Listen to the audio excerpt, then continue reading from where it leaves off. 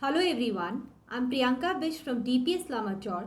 Today in this session, we'll be discussing about the business and environmental protection and about the business ethics in the chapter Social Responsibilities of Business and Business Ethics.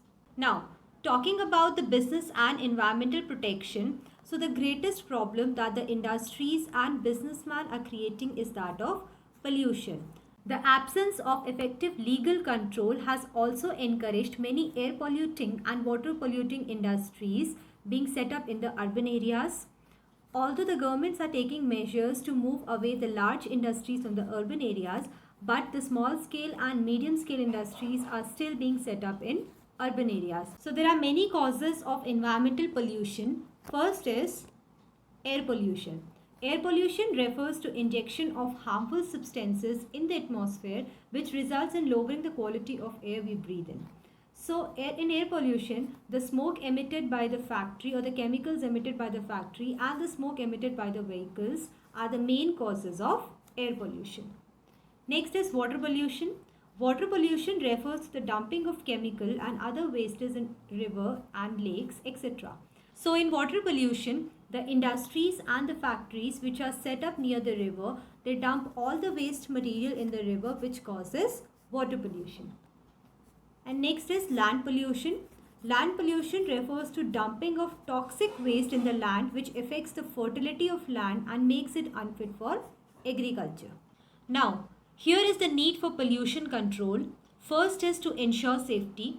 Due to environmental pollution and smoke, the visibility is reducing. Due to poor visibility, there are more chances of accidents of automobiles on the highway, and the poor visibility is also very hazardous for landing and taking off the airplanes.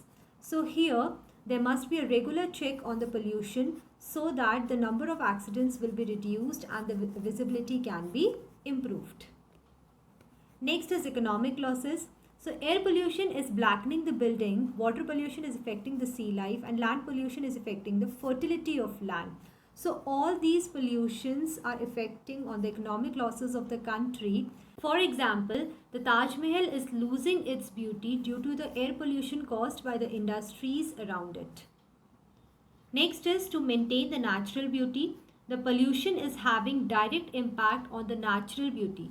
Natural beauty consists of mountains, rivers, trees, lands, etc. So pollution is affecting all these. For example, the beautiful buildings and monuments which add beauty are getting blackened due to the pollution. Next is to ensure healthy life. So pollution control is must to ensure healthy life of people. Pollution is the root cause of many diseases. For example, air pollution causes heart and lung diseases, and it also causes cancer. Water pollution causes kidney and liver related problems. So here pollution control is must to prevent from all these diseases. And the last is to lead a comfortable life. So pollution is creating nuisance and inconvenience. Polluted rivers become unfit for swimming or fishing. For example, air pollution causes eye irritation. It also causes coughing and breathing problems. So here pollution control is must to reduce all these inconvenience so that the people can lead a better life, healthy and comfortable life. Next is role of business in environmental protection.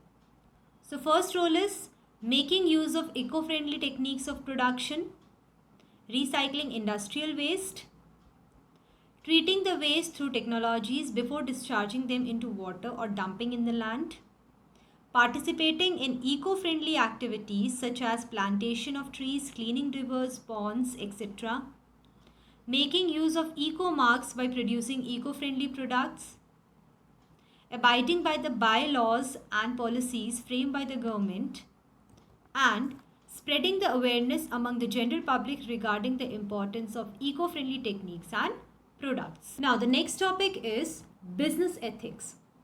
So business ethics refers to the set of moral values or standards or norms which governs the activity of a businessman. So we can say business ethics can be defined as what is right or what is wrong. It basically involves the critical analysis of human act to determine whether these acts are right or wrong. So for a businessman, the ethical decisions expected are to provide the customers with true information regarding the products and services, allowing the customers to make free choice, and providing quality products at a reasonable price. Now, there are various elements of business ethics. First is top management commitment. So, top management has a very important role to guide the entire organization towards the ethical behavior.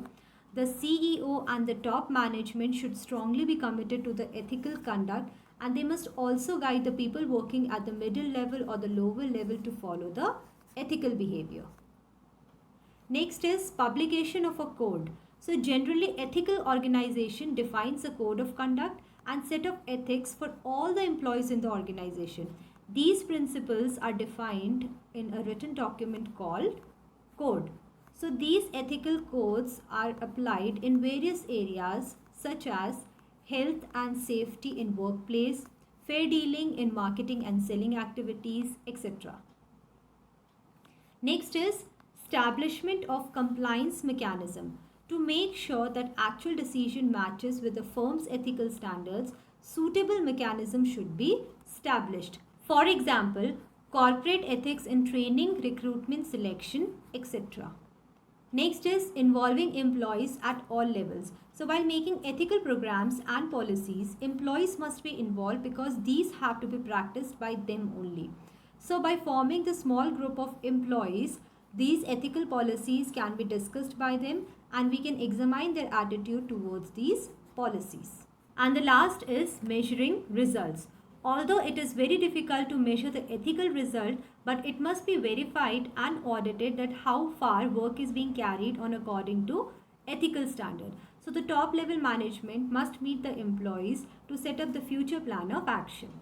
So we have learned about the business and environmental protection and about the business ethics in this session.